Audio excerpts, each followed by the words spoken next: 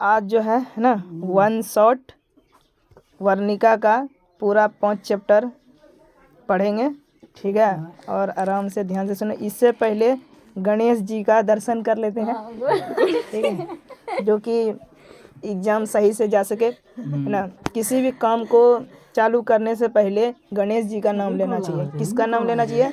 गणेश जी का नाम लेना चाहिए, ताकि काम जो है पूरा अच्छा से पार होगा। चलो ठीक है, अब स्टार्ट करते हैं। मुंह बंद करो, ठीक है। लेखक पहला पार्ट जो है दही वाली मंगम्मा। कौन पार्ट है? दही वाली मंगम्मा।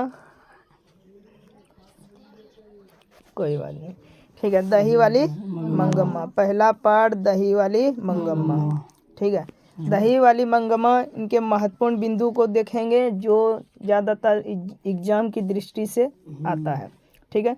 तो इस कहानी के कथाकार अर्थात लेखक जो है श्रीनिवास जी हैं। दही वाली मंगम्मा कहानी के कथाकार या लेखक श्रीनिवास जी हैं, ठीक है। इसमें याद कैसे करना? मंगम्मा जो दही लेकर निवास में जाती थी, है ना, सब हर निवास में जाती थी, तो दही वाली मंगम्मा के लेखक निवास जी हैं, ठीक है। उसके बाद क्या हुआ, इसमें बताया गया है कि श्रीनिवास जी का जन्म 6 जून 1891 ईस्वी को हुआ था। 6 जून 1891 ईस्वी को हुआ था। और श्रीनिवास जी का जन्म कर्नाटक के कोलार जिला में हुआ था। कर्नाटक के कोलार जिला में हुआ था। और ये जो कहानी जो थी कन्नड़ भाषा में थी, है ना। याद कैसे रखोगे? दही वाली मंगम्मा जो है निवास में जाकर दही बेचती थी, और उस दही उसके कान में लग जाता था। कान से याद रखना कन्नड़, है ना, कान से याद रखना कन्नड़। और ये कन्नड़ भाषा की कहानी थी, जिसके चलते क्या हुआ कि इसको दूसरे हिंदी में इस कहानी को लिखे B.R. नारायण, ठीक है। और B.R. नारायण जो थे, इनका क्या कहते हैं, इनका यानी श्रीनिवास जी का पूरा नाम है ना मास्तिंग वेंकटेश अयंगार है। श्रीनिवास जी का पूरा नाम मास्ति वेंकटेश अयंगार है। मंगम्मा क्या करती थी? दही बेचती थी। क्या करती थी? दही बेचने के काम करती थी, जो कि वो बेंगलुरु जाती थी। दही बेचने कहाँ जाती थी? बेंगलुरु जाती थी। मंगम्मा का गांव अवलूर के पास था। कहाँ था? मंगम्मा का गांव अवलूर के पास था। मंगम्मा की बहू का नाम नजम्मा था। मंगम्मा के बहू का नाम नजम्मा था, ठीक है। मंगम्मा के गांव में एक जुआरी व्यक्ति रहता था, जिसका नाम था रंगप्पा, ठीक है। मंगम्मा के गांव का एक जुआरी नाम का व्यक्ति रहता था, जिसका नाम था रंगप्पा। मंगम्मा के गांव के रास्ते में एक कुआं पड़ता था, उस कुएं का नाम था अमराई का कुआं। मंगम्मा के गांव के रास्ते में एक कुआं पड़ता था, उस कुआं का नाम था अमराई का कुआं, ठीक है। मंगम्मा ने जो ब्लाउज पहनी हुई थी, इस ब्लाउज की कीमत 8 रुपया था। कितना रुपया था? 8 रुपया। 8 रुपया था। मंगम्मा की जो मखमल ब्लाउज था, मखमल की, उसकी कीमत थी 8 रुपया। मंगम्मा ने अब आता है कि इसमें झगड़े का कारण होने के कारण एक दिन क्या होता, मंगम्मा जो है अपने बहू नजम्मा से कहती है, क्यों रे राक्षसी बच्चे को मार डालेगी। क्यों रे राक्षसी, जब नजम्मा अपने बेटे को पीटती है, तो इसमें मंगम्मा को सहा नहीं जाता, इसलिए अपने पुतहू को, है ना, अपने पुतहू को अर्थात बहू को राक्षसी कह करके संबोधित करती है। तो ये तुम्हारा कहानी का सारांश था। अब थोड़ा मेन जो इम्पोर्टेंट प्रश्न उत्तर होते हैं उनके बारे में चर्चा करेंगे। प्रश्न पहला क्या है? अब लघु उत्तरीय प्रश्न स्टार्ट होगा। तो पहला प्रश्न कि मंगम्मा का अपनी बहू के साथ किस बात को लेकर विवाद था, यानी झगड़ा था। मंगम्मा जो थी नजम्मा के साथ किस बात को लेकर झगड़ा था? तो उत्तर क्या लिखेंगे? मंगम्मा का अपनी बहू नजम्मा के साथ पोते को लेकर विवाद था। मंगम्मा के बेटे को भी उसकी बहू अपने बस में रखना चाहती थी। मंगम्मा जो थी, मंगम्मा बेटे को, यानी उसका जो बेटा था और उसकी बहू बस में रखना चाहती थी। मंगम्मा का बेटा जो था और उसकी पुतौह जो थी वो उसको बस में करना चाहती थी, इसलिए दोनों में हमेशा वाद विवाद होता रहता था, है ना। एक तो कहावत कहा जाता है, बोला जाता है कि सुने हैं कभी कभी, क्या बोला जाता है, जब तक बेटवा तोर बेटवा बेटवा, है ना, जब तक मोर, है ना, तब तोर कोई नहीं। ठीक है, ठीक है। तो सुनो, उसके बाद क्वेश्चन दूसरा आता है कि रंगप्पा कौन था और वह मंगम्मा से क्या चाहता था। प्रश्न ध्यान से पढ़ोगे और समझोगे कि रंगप्पा कौन था और वह मंगम्मा से क्या चाहता था। रंगप्पा मंगम्मा के गांव का एक जुआरी व्यक्ति था। पहले हो गया जवाब कि रंगप्पा कौन था। रंगप्पा मंगम्मा के गांव का एक जुआरी व्यक्ति था जो कुछ पैसे कर्ज, है ना, कर्ज मांगने के लिए मंगम्मा के पीछे पड़ गया था। बस इतना ही लिखना है कि रंगप्पा मंगम्मा के गांव का एक जुआरी व्यक्ति था जो कुछ पैसे कर्ज मांगने के लिए मंगम्मा के पीछे पड़ गया था। अगला क्वेश्चन कह रहा है कि बहू ने सास को मनाने के लिए कौन सा तरीका अपनाया। जब सास बहू में जब झगड़ा हो गया था तो काफ़ी तब मंगम्मा जो थी अपना खाना अलग पकाने लग गई थी और भी काज अलग करने लग गई थी। तो कुछ दिन के बाद जब जुआड़ी उस रंगप्पा उस मंगम्मा के पीछे पड़ गया था, जिसके चलते क्या हुआ कि अब वो डर से नजम्मा सोच रही थी कि मंगम्मा के पास जितने रुपया पैसा है कहीं वो जुआरी रंगप्पा उसको पटिया ना ले, है ना, और रुपया पैसा ना ले। जिसके चलते क्या हुआ कि नजम्मा एक प्रपंच रची, है ना, एक तरीका अपनाई। उस तरीका के बारे में पढ़ें। तो नजम्मा अपनी सास मंगम्मा को मनाने के लिए अपने बेटे को अपने सास के पास भेज दिया था। पहला कि खुद तो जाएगी तुरंत लड़ाई कर लेगी। अगर डायरेक्ट ही किसी के यहाँ जाओगे, मतलब सास के यहाँ पुतौह जाएगा डायरेक्ट, वो सोचे फिर लड़ाई करना है, फिर झगड़ा तू में हो जाए। तो नजम्मा बड़ी क्या थी, चालाक थी, है ना, और अच्छी थी देखने में। उसके बाद क्या हुआ कि नजम्मा ने अपने बेटे को अपने सास के पास भेज दिया, जिसके बाद सास मान भी गई, है ना, जिसके बाद क्या होती, सास मान भी गई थी। यही अपनाया था। और इस कहानी का कथावाचक कौन है। इस कहानी का कथावाचक, ये कहानी जो कह रहे हैं ये कौन है, इस और उसका परिचय दे, उसके बारे में बताना है। तो हम इस कहानी का कथावाचक जो कहानी कह रहे हैं मास्तिंग वेंकटेश अयंगार है ना, जिनका जन्म 6 जून 1891 ईस्वी को कर्नाटक के कोलार में हुआ था। जीवन परिचय भी पूछता है तो याद रखना। वह कन्नड़ साहित्य की एक सर्वाधिक प्रतिष्ठित रचनाकारों में से एक है।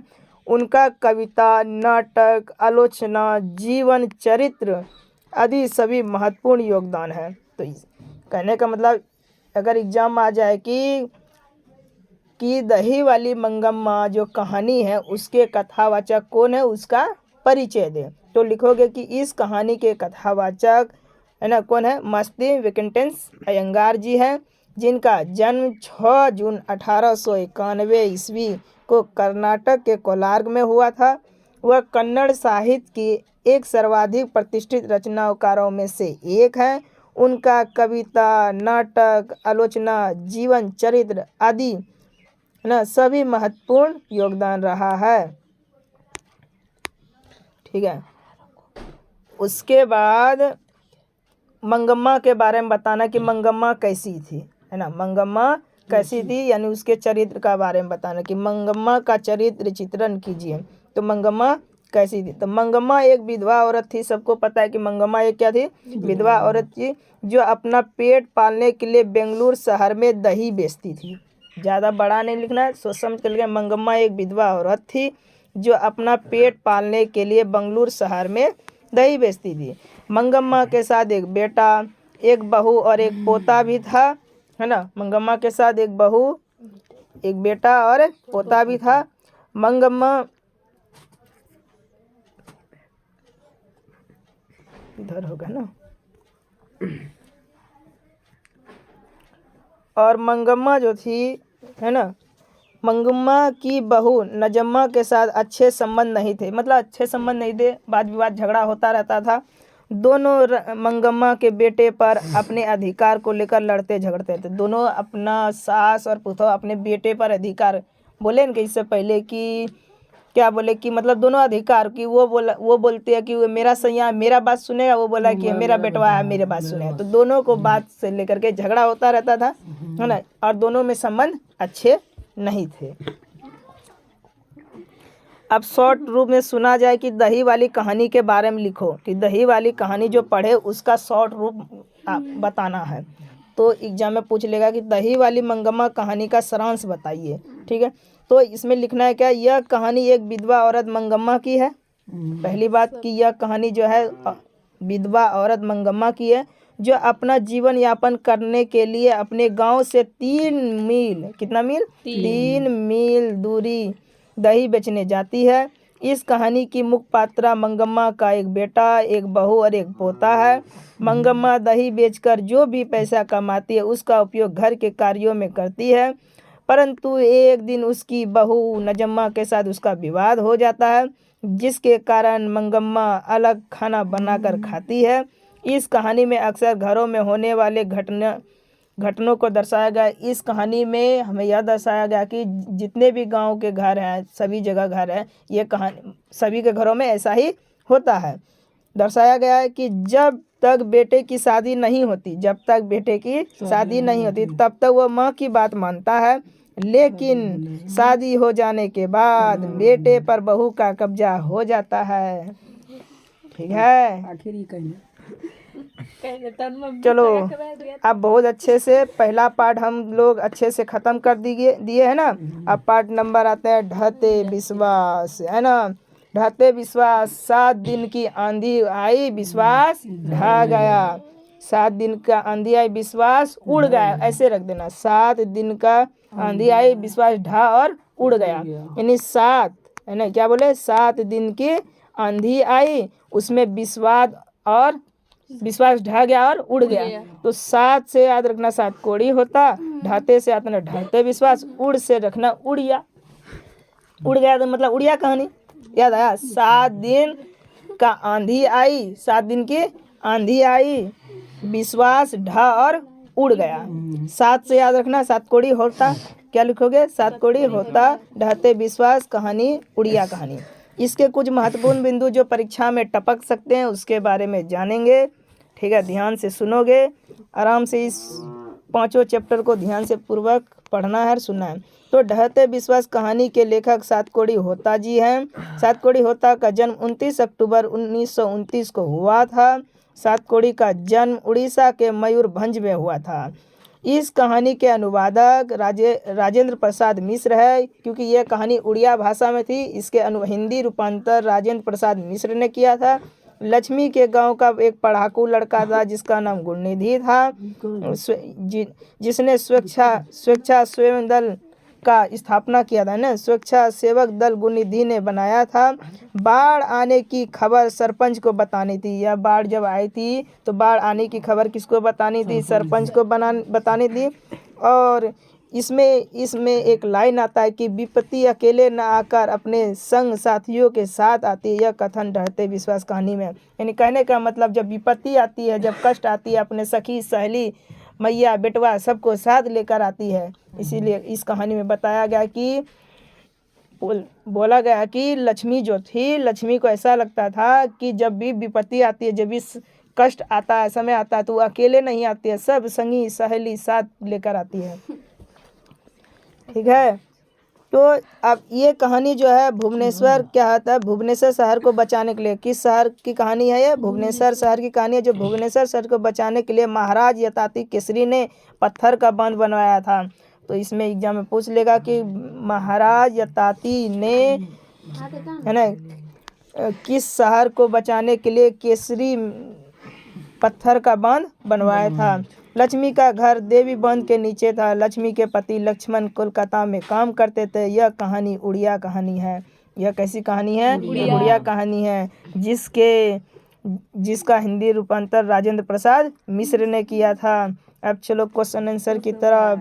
लघु उत्तरीय प्रश्न, कौन उत्तरीय प्रश्न, लघु उत्तरीय प्रश्न। लक्ष्मी कौन थी, है ना, लक्ष्मी कौन थी, लक्ष्मी कौन थी, उसकी पारिवारिक चित्रण का चित्रण कर, यानी पहले जवाब देना कि लक्ष्मी कौन थी, इसका परिवार का चित्रण करना है। तो लक्ष्मी ढहते विश्वास कहानी के एक मुख्य पात्र थी। वह एक बहुत ही साहसी महिला थी, है ना, बहुत साहस था। बाढ़ में कितने अपने बाल बच्चे को बचाए और को भी बचाए, है ना। वह अपने 4 बच्चों के साथ अकेले जीवन यापन करती थी क्योंकि उसका पति लक्ष्मण कोलकाता में काम करता था। लक्ष्मण की पारिवारिक स्थिति बिल्कुल भी अच्छी नहीं है।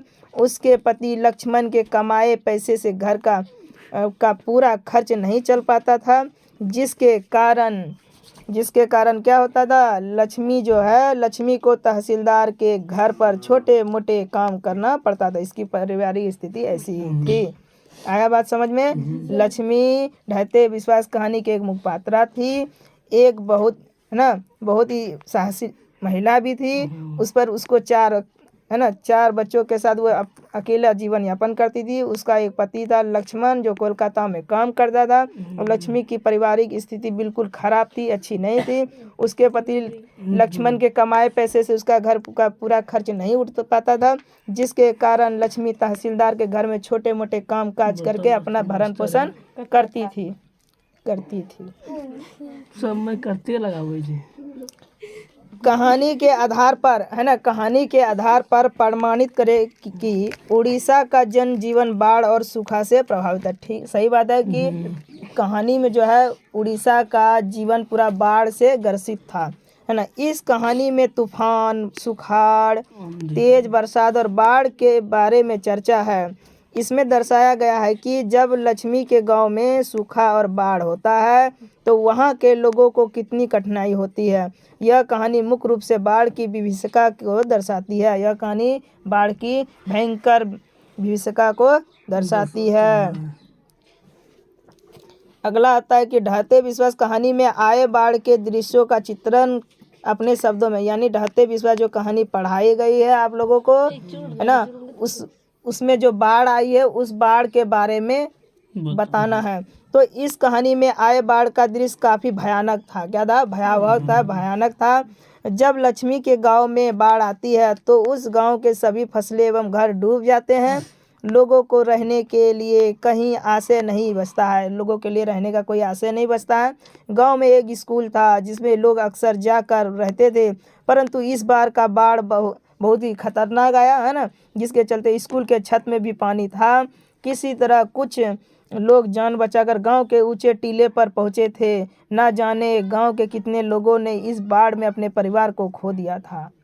इसी, है ना, 2017 का जो बाढ़ आया था उस टाइप का बाढ़ था ना। वो जो लोग इस बाढ़ को देखे होंगे वैसा ही चर्चित कर दोगे तो एकदम परफेक्ट रूप से चल जाएगा। अब आता है कि अगला, ढहते विश्वास कहानी शीर्षक की सार्थकता पर विचार करें। जो कहानी था, शीर्षक जो है, शीर्षक इसके कौन है, इस शीर्षक क्या है, इसका शीर्षक ढहते विश्वास है ना। ये ढहता विश्वास क्यों रखा गया इस कहानी का नाम, है ना, क्यों, मेन रूप से यह जानना है कि इसमें जो है लक्ष्मी नाम की जो महिला थी वो भगवान पर बहुत विश्वास करती थी, है ना, भोले शंकर पर बहुत विश्वास करती थी और उस पर पूरा विश्वास था। और उसने कहा था कि इस बार जो है अगर बाढ़ नहीं आएगी मैं आप पर 2 किलो लड्डू चढ़ाऊंगी, जिसके चलते क्या हुआ कि बाढ़ आ गई और विश्वास उसका ढह गया, है ना, भगवान से मन उठ गया, एक प्रकार का समझा है।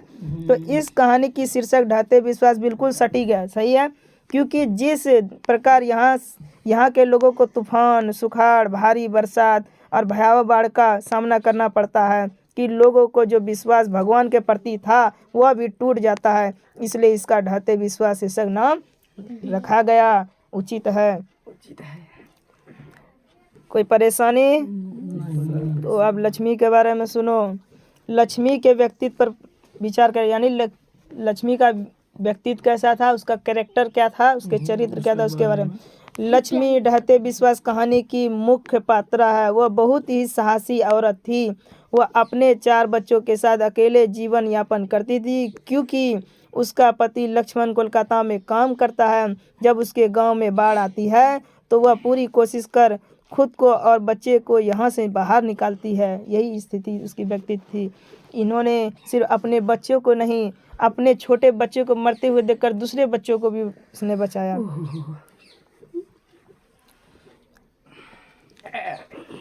बिहार का जनजीवन भी बाढ़ और सूखा से प्रभावित होता रहा। इस संबंध में आप क्या सोचते हैं, लिखें। तो इस कहानी में उड़ीसा के जनजीवन के बारे में चर्चा की गई है, परंतु हमारे बिहार की भी स्थिति लगभग ऐसी ही है ना, क्योंकि कोई ऐसा वर्ष नहीं है जिसमें बिहार में सूखा या बाढ़ ना हो। ऐसा कोई दिन नहीं है कि पर्वता में बाढ़ ना आए, ऐसा कोई साल नहीं है ना पर्वता में बाढ़ आए, जिसके चलते वहाँ भी सभी दिन बाढ़ आता था, सुखाड़ आता था। सूखा से तो ज़्यादा क्षति नहीं होता था, है ना, ज़्यादा गर्मी सर्दी क्षति नहीं होता था, फिर भी पानी पटा लेता था।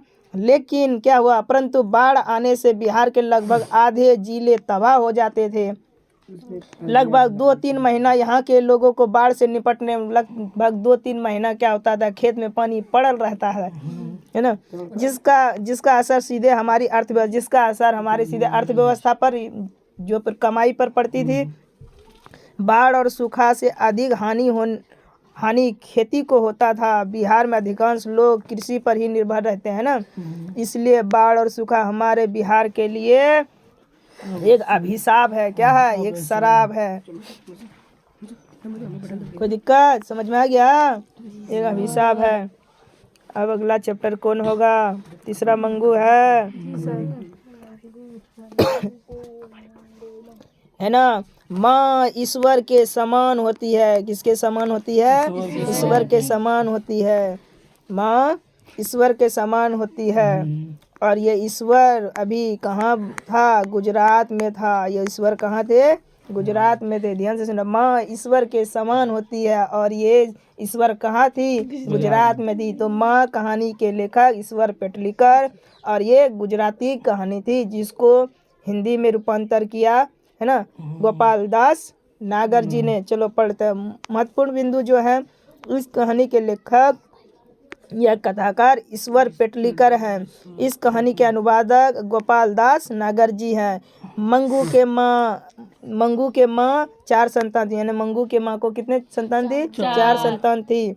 मंगू की दूसरी पागल लड़की का नाम कुसुम था। क्या था, दूसरी पागल लड़की का नाम कुसुम था। मंगू के बड़ी बहन का नाम कमो था। मंगू की बड़े बहन का नाम कमो था। मंगू की माँ के लिए अस्पताल एक गौशाला के रूप में मानती थी, उपमा देती थी। माँ मंगू को अस्पताल नहीं भेजना चाहती थी, है ना। माँ क्या नहीं करना चाहती थी, नहीं भेजना चाहती। क्यों नहीं भेजना चाहती थी, क्योंकि वह जो है वहाँ पर लापरवाही डॉक्टर होते थे और गौशाला के मतलब जानवरों की तरह देखभाल करते थे। मंगू की माँ ने पहली बार अस्पताल का विरोध नहीं किया था।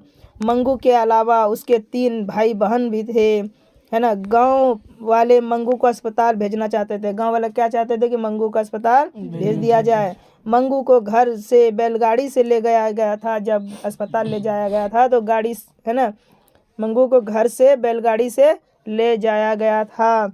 मंगू को अस्पताल छोड़ने माँ और बड़े भाई गए थे। मंगू को जो था अस्पताल छोड़ने माँ और बड़े भाई गए थे। मंगू की याद में माँ भी क्या हो गई थी, पागल हो गई थी। माँ अस्पताल से घर वापस घोड़ा गाड़ी में आए थे। किस गाड़ी में आए थे, गए थे बैलगाड़ी में, उधर से आए घोड़ा गाड़ी में। कोई दिक्कत है ना। माँ अस्पताल से घर घोड़ा गाड़ी में आई थी। माँ अस्पताल से घर 10:45 अर्थात 11:15 बजे आई थी। मंगू की माँ ने अपने बड़े बेटे को पत्र लिखा था कि बेटा आ जाओ, है ना, मंगू को अस्पताल ले जाना है। चलो अब कहानी सुनते हैं। ठीक है। मंगू के प्रति माँ और परिवार के अन्य सदस्य के व्यवहार में जो फर्क है उसे अपने शब्दों में लिखे। यानी मंगू के प्रति जो मंगू थी, मंगू क्या थी, पागल और गूंगी थी। जो उसके परिवार के सदस्य उस पर कैसे अत्याचार करते थे, मतलब सबका, उसकी माँ का व्यवहार उसके प्रति अलग था, उसके घर के परिवार का व्यवहार अलग था। तो वही लिखना है। मंगू के प्रति माँ और परिवार के अन्य सदस्य में व्यवहार में जमीन आसमान का फर्क था ना। जैसे उसकी किसी कोई भी माँ हो, उसका कैसा भी संतान हो, उसके लिए तो सब एक समान है, लेकिन उसके घर के परिवार का कोई व्यक्ति होता है, उसका व्यवहार उसके साथ कुछ अलग होता है। तो इसलिए जमीन आसमान का फर्क था। माँ जहाँ अपने पागल और गूंगी बेटी से बहुत ज़्यादा प्यार करती थी, पर वहीं परिवार के अन्य सदस्य मंगू को घर का बोझ समझते थे ना। माँ जो थी अपने मंगू को जान से भी ज़्यादा प्यार करती थी, लेकिन वहाँ के घर के सदस्य जो थे वहाँ के उसको बोझ समझते थे, कहते थे किसी तरह इसको गौशाला मतलब अस्पताल में भर्ती करा दो, ये करवा दो। वे चाहते थे कि मंगू को अस्पताल छोड़ दिया जाए या मंगू को घर पर ही मार दिया जाए तो कोई दिक्कत नहीं है। ऐसी नियम बनाया गया था। भला कोई माँ कैसे अपने बच्चों को मारेगी ना, चाहे वो कैसी भी हो। क्या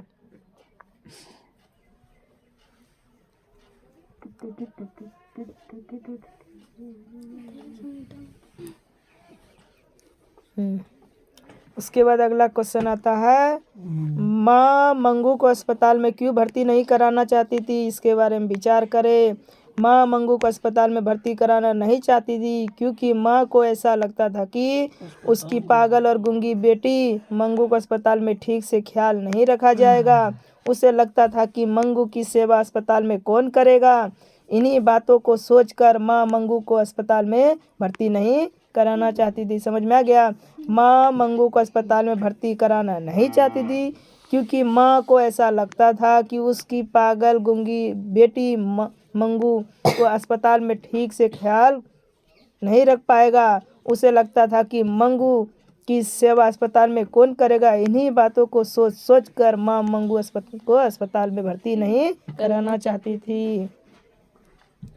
उसके बाद एक ठो और आ रहा है, कुसुम के पागलपन में सुधार को देखकर मंगू के प्रति माँ और परिवार और वहाँ के समाज का क्या कहना था। जब कुसुम जो थी, वहाँ की एक लड़की पागल थी, कुसुम भी, वो जो अस्पताल से ठीक कर आई थी, तो वहाँ के लोग यानी समाज के लोग और वह उसके घर के परिवार और माँ का क्या विचार था, यही लिखना है।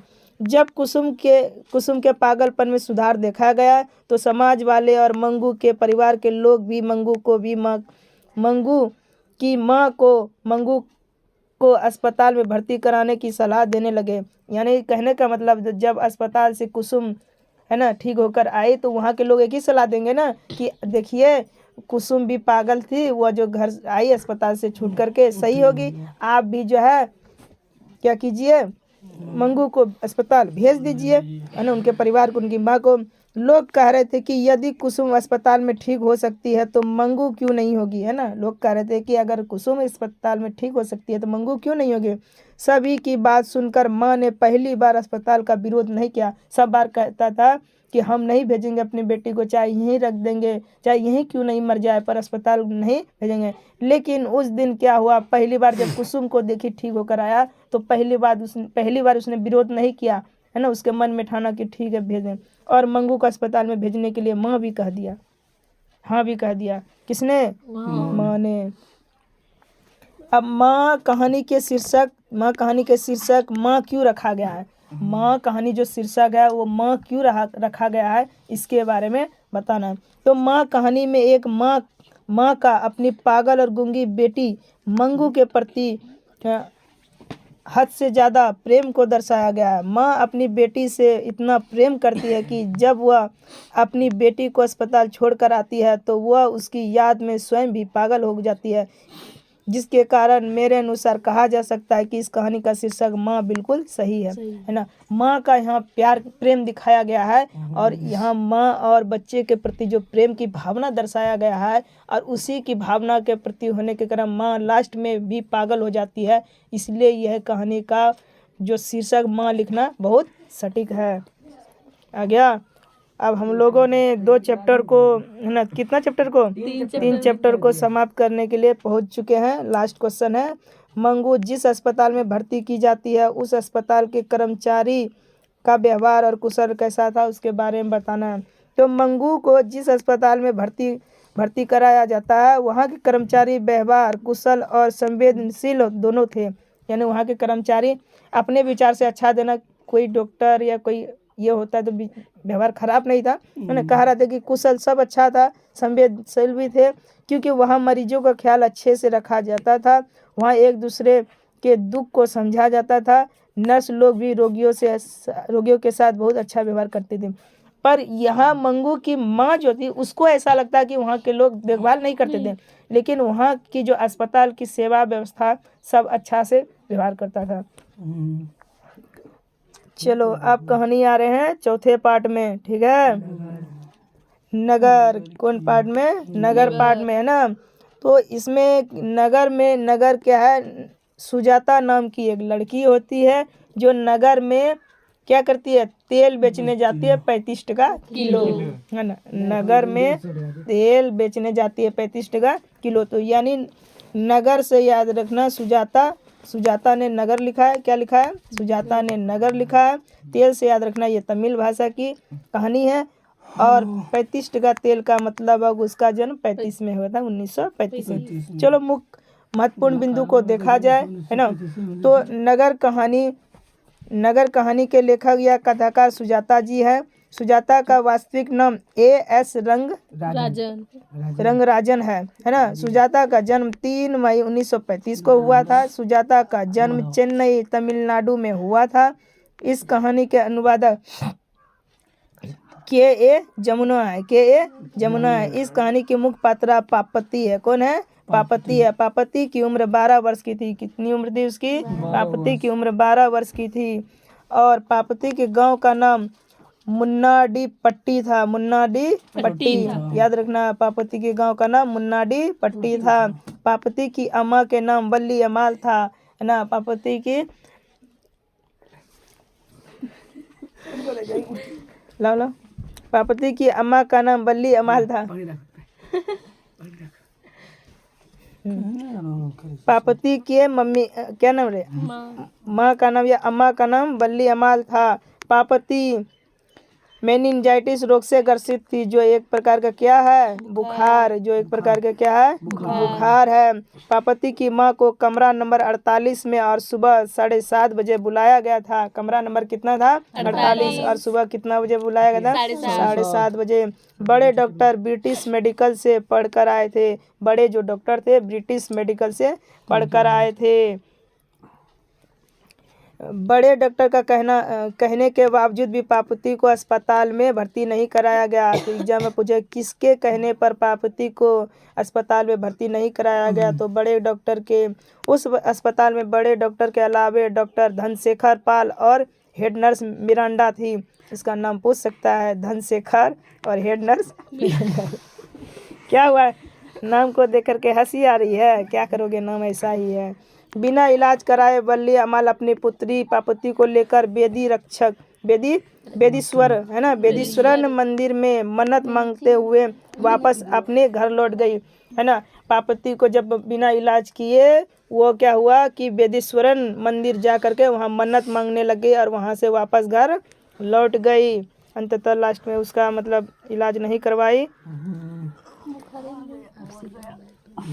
किधर गया? अब थोड़ा सा कहानी की ओर ना लघु उत्तरीय प्रश्न देखते हैं।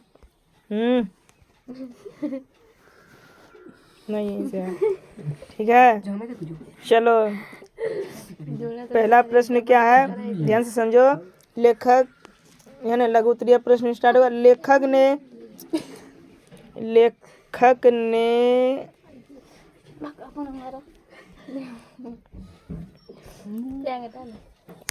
ने है ना, लेखक ने कहानी का शीर्षक नगर क्यों रखा है? ये जो मतलब इस कहानी का मेन शीर्षक यानी नगर क्यों रखा गया है, इसके बारे में हमको बताना है, सही स्पष्ट करना है।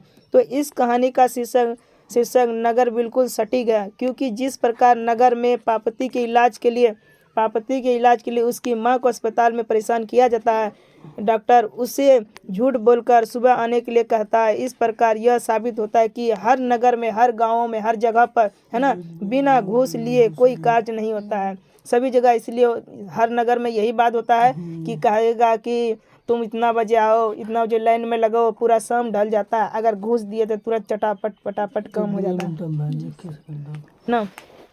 तो अगला क्वेश्चन क्या है, पापती कौन थी, वह शहर से क्यों लाई गई थी। पापती बल्ली अमाल की पुत्री थी, वह इलाज के लिए गांव से बड़े शहर से मदुरै लाई गई थी। एकदम कुछ नहीं ज़्यादा लिखना। पापती कौन थी, वह शहर क्यों लाई गई थी। पापती बल्ली अमाल की बिटिया थी, है ना, वह इलाज के लिए गांव से बड़े शहर में मदुरै लाई गई थी। अगला क्वेश्चन तुम्हारा है, बड़े डॉक्टर ने अपने अधीनस्थ डॉक्टर से पापती को अस्पताल में भर्ती करने के लिए क्यों कहा। क्योंकि वो ब्रिटिश से पढ़कर आए थे, ब्रिटिश कॉलेज से पढ़कर आए थे, है ना। बड़े डॉक्टर ब्रिटिश मेडिकल से पढ़कर आए थे। वह हाल ही में यह मेनिंजाइटिस रोग के अच्छी दवाई पढ़ी थी, है ना, यही पढ़ाई करके आए थे। और उसने यह भी देखा कि लड़की की हालत काफ़ी गंभीर है, इसलिए लड़की को तुरंत एडमिट करने के लिए कहा। इंग्लिश में बोला था ना, नाउ दी एडमिट इमीडिएटली। क्या रे, बड़े डॉक्टरों के आदेश के बावजूद भी, है ना, पापती अस्पताल में भर्ती क्यों नहीं हो पाती है। बड़े डॉक्टर के आदेश के बावजूद भी पापती अस्पताल में भर्ती नहीं हो पाती है, क्योंकि बड़े डॉक्टर को छोड़कर वहाँ के अन्य कर्मचारी कुशल नहीं थे, है ना। वहाँ का जो बड़ा डॉक्टर था थोड़ा तेजी था, उसको अच्छा था, और वहाँ के जितने कर्मचारी थे, वैसे भी कहीं भी किसी अस्पताल में डॉक्टर ही तेजी होता है, बाकी कर्मचारी सब किसी तरह रुपया पैसा कमाए। गड़कल है तो गड़कल है, आएगा तो डॉक्टर तो फटाक से नहीं उठ जाएगा, है ना, उसको रुपया से मतलब है ना। वह बेड खाली नहीं है का झांसा देकर पापती को भर्ती नहीं कराना, कह रहा है कि यहाँ बेड खाली नहीं है, दूसरा अस्पताल ले जाइए, है ना। शायद उस अस्पताल में पैसे देने से जल्दी कार्य होता था, जिसके कारण जो है वहाँ पर अस्पताल में उसको क्या किया, भर्ती नहीं कराया जा सका। ठीक है, बल्ली अमाल के बारे में बताना है। बल्ली अमाल कैसी थी, है ना, बबली के बारे में बता देना। नहीं सर चलो ठीक है। भाई तो दादा बहुत खराब। बल्ली अमाल इस कहानी की मुख्य पात्रा पापती की अम्मा है। बल्ली अमाल कौन है, इस कहानी की मुख्य पात्रा पापती की अम्मा है, जिसके पति इस दुनिया में नहीं थे। बेचारा उसका पति जब भरी जवानी में छोड़कर चला गया था, पर वह बहुत ही साहसा थी, पर लेकिन क्या करेगी, बहुत साहसी थी, भरी जवानी में उसको छोड़कर गया, फिर भी उसने अपना धर्म नहीं छोड़ा, जिस सीता की तरह ना, किसके तरह, मंगम्मा की तरह उसने अपना धर्म नहीं छोड़ा, है ना। और वो आगे शादी करने के लिए नहीं चाहती थी, और वो खूब साहसी थी। वो पति के बिना, कभी कभी मन दुख होता था तो पति को गरिया भी देती थी। तो क्योंकि वह अपने बेटी, है ना, क्योंकि वह अपनी बेटी को गांव से लेकर इलाज कराने के लिए अकेले ही बड़े शहर मदुरै चली आती है। यहाँ के अस्पताल में अच्छी व्यवस्था ना देखकर वापस अपनी बेटी को लेकर गांव चले जाती है। यही तो बताना है बल्ली अमाल के बारे में। बल्ली अमाल कौन थी, है ना, पापती की अम्मा थी, जिसके पति इस दुनिया में नहीं थे, भरी जवानी में छोड़कर चले गए। वह बहुत ही साहसी थी, क्योंकि वह अकेले होते हुए भी अपनी बेटी को गांव से शहर लेकर इलाज कराने गए, है ना, गांव से शहर, कौन शहर, मदुरै शहर लेकर चले गए। और वहाँ के अस्पताल के डॉक्टर, अन्य कर्मचारी अच्छे देखभाल नहीं कर पाए, जो कि अपने गांव दोबारा वापस लेकर आ गई। ठीक है, आराम से सुनो, इससे बाहर क्वेश्चन नहीं खे जाई। किधर गई, बस इतनी तो है ना। चलो धन्यवाद देते हैं। अब 5वां चैप्टर लास्ट है, क्या रे, लास्ट का है 5वां। दही वाली मंगम्मा पढ़ा दिया, दोबारा आ गया, थोड़ा सा लास्ट में थोड़ा सा पढ़ेंगे। धरती कब तक घूमेगी, है ना, धरती कब तक घूमेगी, दैया रे दैया सावर दैया, है ना, धरती कब तक घूमेगी, दैया रे दैया सावर दैया, है ना। ये राजस्थानी कवि है, कहानी है, राजस्थानी कहानी है, ना। धरती कब तक घूमेगी, यह कहानी 3 बेटे 2 रोटी और 1 माँ की कहानी है। कैसी कहानी है, धरती कब तक घूमेगी, यह कहानी 3 बेटवा 2 रोटी और 1 माँ की कहानी है। इस पाठ के लेकर दैया रे दैया सावर दैया है। यह एक राजस्थानी कहानी है ना। ये कैसी कहानी है, राजस्थानी कहानी है। इसे सावर दैया ने अनुवाद किया था स्वयं। इस कहानी की मुख्य पात्रा सीता है। कौन है, सीता है। सीता के 3 बेटे कैलाश, नारायण और बिरजू है। किताब में शायद बिज्जू दिया हुआ है। कैलाश की पत्नी का नाम राधा, नारायण की पत्नी भवरी, बिरजू की पत्नी पुष्पा देवी है। पुष्पा राज झुकेगा नहीं, क्या रे। सीता अपने काले ओढ़ने को देखकर बड़ी रुआसी हो जाती थी। कब, है ना, उसका उसको जो है गड़काते थे, एक घर से दूसरे घर में गड़कना पड़ता था अपने काले कम्बल को देख करके और गंदे कम्बल को देखकर क्या रुआसी सी हो जाती। उनके बेटे ने भी सीता को एक एक महीने खिलाने का नियम बना लिया। उनके जितने बेटे थे, कितने बेटे थे? 3 बेटे। तीनों बेटों ने अपने मैया को गड़काने का फैसला कर लिया। महीने महीने वो इसके यहाँ गड़केगी, एक एक महीने। जब सीता के बेटे उन्हें एक महीने करके सबके यहाँ खाने की बात करता तो सीता काफ़ी उदास हो जाती। सही बात है, एक साथ माँ रही सभी बेटों के साथ और एक एक करके उसको एक एक महीना रखना तो बड़ी दुख की बात है। जब ये सहा नहीं गया, उसके बाद अंत में क्या हुआ, उनके बेटे ने कहा कि माँ कितना गड़कती रहेगी, एक के यहाँ एक के यहाँ दूसरे के यहाँ, ऐसा कीजिए 50-50 रुपया महीना देने के लिए स्टार्ट कर दीजिए, है ना, क्या कर दीजिए, स्टार्ट कर दीजिए। चलो कुछ क्वेश्चन आंसर की ओर देखते हैं और पाठ समाप्त होने वाला है। सीता अपने ही घर में क्यों घुटन महसूस करती है? सीता अपने ही घर में घुटन महसूस करती है क्योंकि सीता का इतना बड़ा परिवार होने के बावजूद भी परिवार के लोग सीता से अच्छे से बातचीत नहीं करते। ना उनके बेटा ना उनके बहुएं, है ना, ना उनके बेटा ना उनके बहुएं, इतना परिवार होते हुए भी अपने को घर में घुटन महसूस करती है। पाली बदलने पर अपने घर दादी माँ के खाने को लेकर बच्चे खुश होते हैं जबकि उनके माता पिता नाखुश, है ना। बच्चे की खुशी और माता की नाखुशी के कारण विचार करें। यानी जब पाली बदलता है तो बच्चा खुश नहीं है, दादी आवे वाला छो, दादी आवे वाला छो ना, तो खुश होता है। पर वहाँ पर क्या होते थे, जो उसको खिलाना पड़ता था उसके माँ बाप को, तो वो नाखुश हो जाते थे। तो यही विचार देना है। तो बच्चों के हृदय में अपनी दादी के लिए प्यार है, सभी जानता था। अतः पाली बदलने पर बच्चे हर्षित हो जाते थे, खुश होकर उसके पास आते और कहते, दादी जी, है ना, दादी जी कल से आप हमारे घर खाना खाओगी ना, हम साथ साथ खाएंगे। हम क्या करेंगे? साथ साथ खाएंगे। बच्चों के लिए दादी की सारदी, बच्चे के लिए दादी क्या कर सकते, वो करते हाँ, प्यार से वो भी आनंददायक हो जाती थी, बच्चों को देखकर आनंद हो जाती थी। अतः वे खुश होते पर उसके बेटे बहुए अपनी माँ को बोझ समझते थे, इसलिए वो नाखुश हो जाते थे। बोझ समझबे न करेगा बेचारा, खिलावे लागे वो एक रोटी दी रोटी खाए चलते रंग हवे की करवे। इस समय उसकी आंखों के आगे ना तो अंधेरा था ना ही उसे धरती आकाश के बीच घुटन हुई। मतलब जब वो लास्ट में जब उसको 50-50 रुपए की बांटने की बात आई तो लास्ट में क्या हुआ, उसने रातों रात, है ना, रातों रात निकल गया था ना, रातों रात क्या किए, वो निकल गए। उस समय ना उसको अंधेरा दिखाई दे रहा था ना कुछ, उसको आगे कुछ नहीं दिखाई दे, तब की बात है। तो इस क्वेश्चन को कैसे, ये एक प्रकार की व्याख्या आएगा, 5 नंबर में आता है ऐसा। यह पंक्ति धरती कब तक घूमी पाठ से लिया गया है। यह एक राजस्थानी कहानी है। इस पाठ के लेखक सावरदैया है। जब सीता को लगता है कि वह अपने बेटे और बहू पर बोझ बन गई है तो वह एक दिन अपने घर को छोड़कर निकल जाती है और उस समय उसकी आंखों के आगे ना तो अंधेरा और ना तो उसे धरती और आकाश के बीच घुटन महसूस, खुला हो जाती है ना, जब तक घर में थी घुटन महसूस होती थी। ठीक है, ये बुढ़िया के बारे में बताना है। सीता बुढ़िया जो थी उसके बारे में आराम से बता दोगे। सीता 3 बेटे 3 बहुएं एवं कई पोते पोतियों वाली एक विधवा औरत है जिसे केवल 2 रोटी के लिए परिवार में यातनाएं सहनी पड़ती थी। 2 रोटी के लिए परिवार में यातनाएं यानी कष्ट सहना पड़ता था। अकेले बुढ़ी, है ना, अकेले बूढ़ी, है ना, अकेले बूढ़ी, देखो किसी को बूढ़ी का उसको अच्छा लगे, उसी में थोड़ा बुढ़ी का तो मारल दौड़ी जी ना।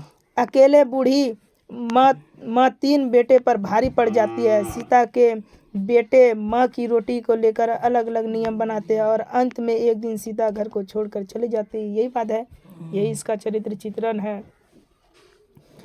ठीक है, उसके बाद धरती कब तक घूमेगी शीर्षक सदरता स्पष्ट, यानी धरती कब तक घूमेगी, इस कहानी के शीर्षक धरती कब तक घूमेगी क्यों लिखा गया, इसके बारे में बताएं। क्यों लिखा गया? क्योंकि यही रिवाज अभी तक होता आ रहा है ना, सबके घर में ऐसा रिवाज होता आ रहा है, इसलिए इस कहानी का शीर्षक धरती कब तक घूमेगी। ठीक है, सुन लो। कहानी की शीर्षक धरती कब तक घूमेगी घटना प्रधान है। सीता अपने बेटे और उसके बहुओं के यातना सहत सहत परेशान हो जाती है। उसे अपना पूर्व का जीवन स्मरण हो जाता है। वह आकाश की ओर दृष्टि उठाकर देखती है और फिर पृथ्वी की ओर देखकर महसूस किया कि पृथ्वी और आकाश के बीच घुटन भरी हुई है। 2 रोटियां ही सब कुछ नहीं, इनके अलावे ऐसा बोलता है ना कि 2 रोटियां ही सब कुछ जरूरी नहीं है, फिर भी तो कुछ है, और वही अलावे वाला इच्छा तो दुख दुख भोगने का बाध्य करती है। सीता को आशा है कि धरती कब तक घूमेगी, पर कब तक घूमेगी पता नहीं। यह शीर्षक सटीक है।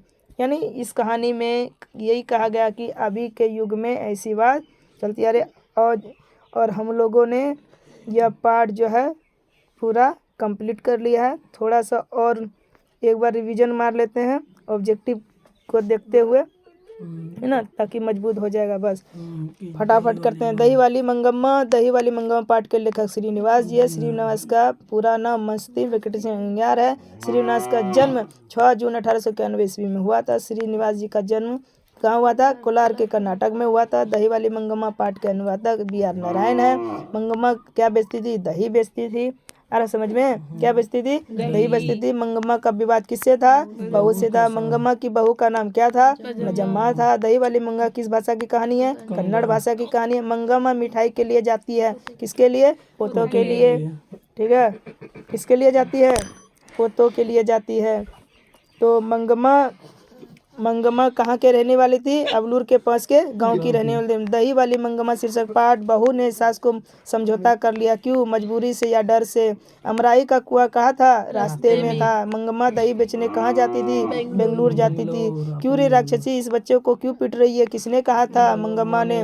नजम्मा मंगम्मा की कौन थी? बहू थी। चलेगा बढ़िया से ना?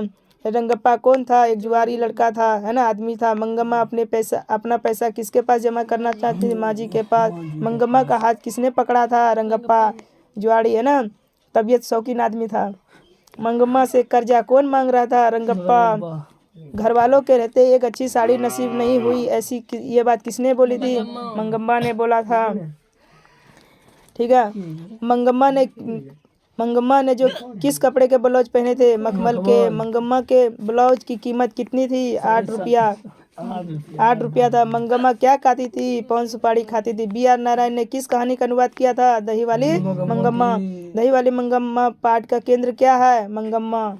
क्या है? पाठ का केंद्र क्या है? मंगम्मा। अब चलते हैं ढहते विश्वास। फटाफट रिवीजन करो। ढहते विश्वास कहानी के लेखक कौन है? सतकोड़ी होता किस भाषा के प्रमुख कथाकार है? उड़िया भाषा। सतकोड़ी होता का जन्म कब हुआ था? 29 अक्टूबर 1929 को। सतकोड़ी होता का जन्म कहाँ हुआ था? मयूरभंज उड़ीसा में। किस लेखक के 1 दर्जन से अधिक पुस्तकें थी? सतकोड़ी होता के 1 दर्जन से अधिक पुस्तकें थे। ढहते विश्वास कहानी के अनुवादक कौन थे? राजेंद्र प्रसाद। ढहते विश्वास कहानी के प्रमुख पात्र कौन थे? प्रमुख पात्र कौन थी? लक्ष्मी के पति का नाम क्या था? लक्ष्मण कहाँ काम करता था? कोलकाता में। लक्ष्मी के पूर्वज लक्ष्मी के कितने बीघा खेत छोड़ गए थे? 1 बीघा खेत छोड़ गए थे। लक्ष्मी के ससुर कहाँ मर गए थे? बांध के काम करते हुए। लक्ष्मी का घर किस बांध के नीचे था? देवी बांध के नीचे। ढहते विश्वास कहानी में किस प्रकोप को दिखाया गया? बाढ़ को दिखाया गया। लक्ष्मी के बड़े पुत्र का नाम क्या था? अच्युत था। महाराजा यात्री केसरी ने किस शहर को बचाने के लिए पत्थर बांध बनवाए थे? भुवनेश्वर शहर को। सब याद है ना? लक्ष्मी किसके यहाँ काम करती थी? तहसीलदार के यहाँ काम करती थी। लक्ष्मी के गांव का पढ़ाकू लड़का का क्या नाम था? गुणनिधि था। लड़का था कि लड़की था रे? लड़का। बाढ़ आने का खबर सबसे पहले किसको बताती थी? सरपंच जी को, है ना? सरपंच जी को। चलो जल्दी आते हैं। किसको बताते हैं? सरपंच साहब को। किसको? सरपंच साहब को। लक्ष्मी के कुल कितने संतान थी? 4। लक्ष्मी के कितने बेटियां थी? 2। ढहते विश्वास कहानी के किस राज्य में बाढ़ और सुखाड़ के बारे में बताया गया? उड़ीसा के। ढहते विश्वास कहानी में स्कूल कहाँ था? टीले के नीचे। कौन हल्ला कर बाढ़ से सबको सचेत कर रहा था? न, गलत। चंद्रा, शिव, शंकर, मकड़ा सभी कर रहे थे। क्या नाम था रे? बड़ी अच्छा नाम था, मकड़ा, है ना? चंद्रा, शिव, शंकर, मकड़ा सभी। स्वेच्छासेवक दल का गठन किसने किया था? गुणनिधि ने। लक्ष्मी किस कहानी की केंद्रीय भाव थी? ढहते विश्वास। बाढ़ की समस्या किस कहानी में है? ढहते विश्वास में। ढहते विश्वास किस प्रकार की कहानी है? उड़िया कहानी है। बारी से गांव के लड़के ने, है ना, बारी से गांव के लड़के ने किसकी निगरानी कर रहे थे? बांध की। कौन बांध? दलई बांध। ठीक है। लक्ष्मी दोनों लड़कियों और छोटे को सुलाकर कहाँ गई थी? गुहाल में। घर पर दो लड़कियां और साल भर के लड़के को लेकर कौन अकेली थी? लक्ष्मी। हल किराए पर लेकर बीघे भर जमीन को कौन जोतती थी? ना लक्ष्मी। आ रहा मजा आ रहा? तो चैप्टर हो गया, रिपीट मारो। बोला माँ है ना, बोला खा हो गया रे। ठीक है। हाँ माँ कौन है? माँ। माँ कहानी के लेखक कौन है? ईश्वर पेटलीकर। ईश्वर पेटलीकर किस भाषा के लोकप्रिय कथाकार है? गुजराती। माँ कहानी किस भाषा से अनुवादित है? गुजराती। माँ कहानी का अनुवादक कौन है? गोपाल दास नागर। माँ कहानी का प्रमुख पात्र कौन है? मंगू। मंगू जन्म से क्या थी? पागल और गूंगी। मंगू के माँ की कितनी संतानें थी? 4। मंगू के अलावे माँ की कितनी संतान थी? 3। मंगू की बड़ी बहन का नाम क्या था? कमो। मंगू की अस्पताल भेजना नहीं चाहती थी, किसको? मंगू को अस्पताल नहीं भेजना चाहती थी? माँ अस्पताल को किसकी उपमा देती थी? गौशाला की। माँ अस्पताल को किसकी उपमा देती थी? गौशाला की। मंगू के गांव की कौन सी दूसरी पागल लड़की थी? कुसुम। किसने पहली बार अस्पताल का विरोध नहीं किया था? माँ ने। पूरा कहानी दिमाग में छाप लो। कौन सा महीना माँ के लिए राजदेव का था? अगहन का महीना। मंगू की प्रकृति मौत का क्या मानती है? छुटकारा। काला पानी किस, ये बहुत फेमस है, इसको मथा में याद रख लो बढ़िया से। काला पानी किस लोकप्रिय उपन्यास है? ईश्वर पेटलीकर। अंदर किसी को देखने जाने का नियम नहीं है, किसने बोला था? मेट्रन ने। किसने बोला था? मेट्रन ने। मंगू को भर्ती कराने के लिए माँ ने किसे पत्र लिखकर बुलवाया था? बड़े पुत्र को। मंगू कब से पागल थी? जन्म से। पागलों के अस्पताल में उपद्रवी मरीजों को कैसा देखा जाता है? कमरा बंद करके, है ना, कमरे बंद करके। मंगू को अस्पताल में भर्ती कराने के लिए माँ पुत्र ने किस पर ऑर्डर प्राप्त किया था? मजिस्ट्रेट से ऑर्डर प्राप्त कराया था भर्ती कराने के लिए। हर चैप्टर में कम से कम 80-83 है ना। माँ को कितनी पुत्रियां थी? 2। रात में रोशनी चलती रहने से इसे नींद नहीं आती है, किसने बोला था? माँ ने बोला था। किसको नींद नहीं आ रही थी? मंगू को। मंगू की याद में कौन पागल हो गई थी? माँ। मंगू को घर से अस्पताल किस गाड़ी से लाया गया था? बैलगाड़ी से। मंगू का अस्पताल छोड़कर घर वापस कौन गाड़ी कितने बजे आए थे? 10:45 यानी 11:15 बजे। कैसे आए थे? घोड़ा गाड़ी में। अपने घोड़ा गाड़ी बालाजी घोड़ा रे। ठीक है, अब कितना होगा? चौथा होगा। जी सर। नगर है ना। नगर कहानी के लेखक सुजाता का वास्तविक नाम क्या था? एस रंगन राजन। क्या है रे? सुजाता का जन्म कब हुआ था? 3 मई 1935 को। सुजाता का जन्म कहाँ हुआ था? चेन्नई, तमिलनाडु में। नगर कहानी का अनुवादक के जमुना। नगर कहानी किस भाषा का अनुवाद है? तमिल भाषा की। लेखक किस लेखक के 25 से अधिक कृतियां प्रकाशित है? सुजाता के, है ना। किसके? सुजाता के। पांड्य लोगों की दूसरी राजधानी क्या थी? मदुरै। नगर कहानी के मुख्य पात्र कौन थी? पापती उस किसकी पुत्री थी? बल्लीअम्माल की। पापती को इलाज के लिए कहाँ भेजा गया था? मदुरै। बल्लीअम्माल के गांव का नाम क्या था? मुन्नापट्टी। पापती किस रोग से ग्रसित थी? मेनिंजाइटिस। किसके कहने पर पापती अस्पताल में भर्ती नहीं हो पाई? बड़े डॉक्टर के कहने पर। बड़े डॉक्टर साहब कहाँ से पढ़कर आए थे? ब्रिटेन से। हेड नर्स का नाम क्या था? मिरांडा। क्या नाम था? मिरांडा, याद रखना। बल्लीअम्माल को बेटी को लेकर सुबह कितने बजे बुलाया था? 7:30 बजे। बल्लीअम्माल को कितने कमरे में भेजा गया था? 48 नंबर। कमरा नंबर 48। और इसमें ऑब्जेक्टिव ढेर है ना। पापती को लेकर माँ किस रंग के रिक्शे में वापस आई थी? पीले रंग की। पापती के लिए बल्लीअम्माल ने किस मंदिर में मन्नत मानी थी? वेदीश्वरन मंदिर में। तुलनात्मक व्याकरण किसकी रचना है? सुजाता की। पहले दिन पापती को क्या हुआ था? बुखार। पापती किस पर लेटी हुई थी? स्ट्रेचर पर। पापती बेहोश क्यों पड़ी थी? तेज बुखार के कारण। पापती की उम्र क्या थी? 12 वर्ष। ऐसे रिपीट मारकर वीडियो देखकर परीक्षा देने चले जाना। I want that girl admit now, किसने कहा था? बड़े डॉक्टर ने। नगर कहानी किस भाषा से अनुवादित है? तमिल भाषा से। बल्लीअम्माल से कहाँ के डॉक्टर ने पापती को लेकर मदुरै जाने कहा था? गांव के डॉक्टर ने। लाइन में खड़े होकर कौन मृत पति को कैसे कोस रही थी? के गुस्सा दी बल्लीअम्माल, है ना। लाइन में खड़ा ले बाहर मुख डहा रहला तीन हमरा लाइन में न लागल पड़ला तीन। अब लास्ट कहानी क्या है? ढहते विश्वास। धरती कब तक घूमेगी, है ना। क्या रे? धरती कब तक घूमेगी? ठीक है। सॉरी। धरती कब तक घूमेगी इस पाठ के लेखक कौन है? साबर दहिया। धरती कब तक घूमेगी यह किस से अनुवादित है ना? राजस्थानी। साबर दहिया किस भाषा के सफल कहानीकार है? राजस्थानी। धरती कब तक घूमेगी कहानी का अनुवादक कौन है? साबर दहिया। साबर दैया दैया हाय रे दैया। गाने भूल गए थे। धरती कब तक घूमेगी इस बात के मुख्य पात्र कौन है? सीता। सीता के कितने पुत्र थे? 3। सीता के सबसे बड़े लड़के का नाम? कैलाश। सीता के सबसे छोटे लड़के का नाम? बिरजू।